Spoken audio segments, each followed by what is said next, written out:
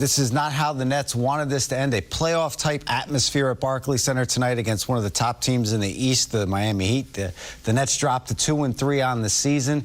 Every time Brooklyn seemed like they were getting back in the game, Miami had the answer. Yeah, so you think about it, they opened the season against the defending champs, Milwaukee. They got blown out of that game. The second half of this game against a team that a lot of us feel is going to compete in the Eastern Conference for a right to go to the finals, they got manhandled. There's no question about it. You know, Miami, they play hard. They cut hard. They make quick decisions. They rebound the ball. When the Nets had a chance, when they cut it to 3 with under 6 minutes to go, back-to-back possessions by Miami, the Nets got to stop. They couldn't grab a rebound. It was Dwayne Dedmon, who we talked about. You got to put a body on him. Then it was Jimmy Butler. Grab rebounds, were fouled. They made their free throws. To me, that changed the game right there. They were plus 18, I think, in rebounds were the Miami Heat. They were much more physical than the Nets at points in this game, and they wind up winning this one. Let's take a look at some plays down the stretch that were key.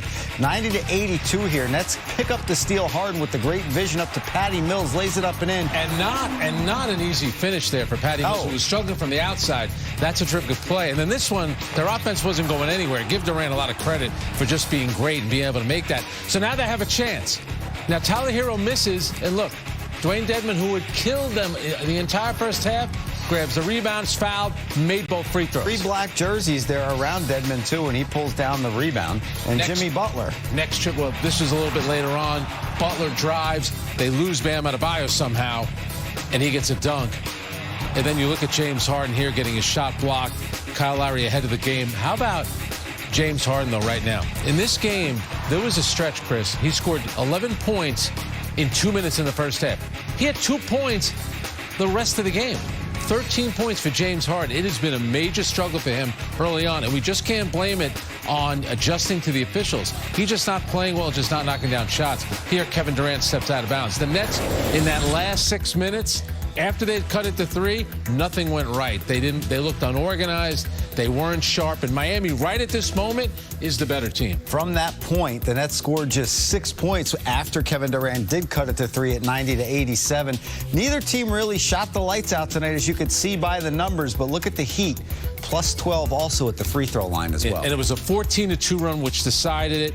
And Miami, 8 of those points came from the free throw line. They were just very aggressive. We talked about it at halftime. They spent the entire first half in the paint. Look where they were getting everything, whether it was dunks, layups, or just grabbing offensive rebounds. The Nets have to figure something out. Now, Nicholas Claxton, he didn't play. I get that, but there's something that the Nets have to work on because they got manhandled under the glass. They did, and who did most of the manhandling under the glass, Frank? The player of the game, Bam Adebayo. Yeah. And I was singing it during the pregame show, Bam Adebayo, and he had himself a heck of a game tonight. Yeah, Kevin Durant's Olympic teammate. The guy has been an all-star, and he and Kyle Lowry, as Ian Eagle and Sarah Kustok mentioned, they've already have a nice little thing going. They had a couple of alley-oops in this game. He's a terrific defender, hangs around the rim. Jimmy Butler had that same exact play in the second half. So Bam Adebayo knows what he does well, which is just roll to the basket, and how about that? Elevate over smaller defenders and dunk it. And that relationship between Lowry and Adebayo is just going to keep growing, and it's going to keep getting sicker and sicker as the season goes on. 24 points, 8 of 17 from the floor. He took 9 free throws, just missed out on a double-double, 9 rebounds. And he defends on every possession. Absolutely. So he's doing it on both ends of the court. Yes, he was. So Bam Adebayo had a huge game. Tyler Hero, he's been coming off the bench for the Heat, having great game after great game. He did as well. It was just a complete game by our Spoelstra's club. It's strange. It seems like everyone on the Heat is kind of playing a certain system, and Tyler Hero is out there kind of freelancing. And, you know, not every shot is a great shot, but you can tell, his confidence is off the charts. He's a talented player. It seems like he has a little bit more leeway than the rest of the players on that team. But, again, make no mistake about it. This is a big-time team that's going to have a chance to get to an NBA Finals. Kevin Durant, 25 points in the win over Washington. Frank, he had another 25 points tonight, and he moves into second place the first 5 games of the season. He tied Vince Carter with 149 total points. Yeah, well, he's been terrific.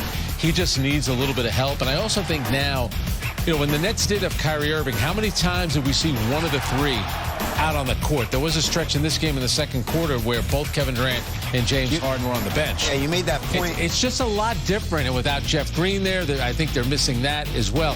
These are things that they can recover from, and Kevin Durant is always going to give you a Kevin Durant type of game. Some of his teammates, though, especially James Harden, has been a terrific player in this league, really the last 7-8 years.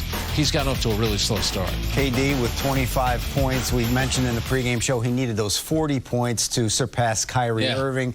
He was 15 shy. He was close. Well, remember, too, it was close. It is against the Miami Heat. I know, a very good defensive team. All over the court. Right. They're just very good, and he's got Bam Adebayo in his face all game long. We heard Sarah Kustok say how they rotate very fast, and that's a big reason why. Everything they do is fast. They run the court. They make quick decisions. Those leak outs in the first quarter. And they're, big, physical, and strong, and they go after the basketball. You know what they play like? A Pat Riley team. Well, we were waiting on history for two players. LaMarcus Aldridge didn't get to 20,000 points, but Joe Harris is now the Nets' all-time three-point king past Jason Kidd, Frank. Yeah, and he got it done pretty quickly. He had the couple in the first half to tie the record, and then he had that one early in the third quarter to break the record. It's an amazing accomplishment for a guy that was a second-round pick, probably wondering if he's ever going to make it in the league. And now today, he's the leading three-point shooter in the history of the Nets franchise. It's incredible. It's heady stuff. It really is. And Harris,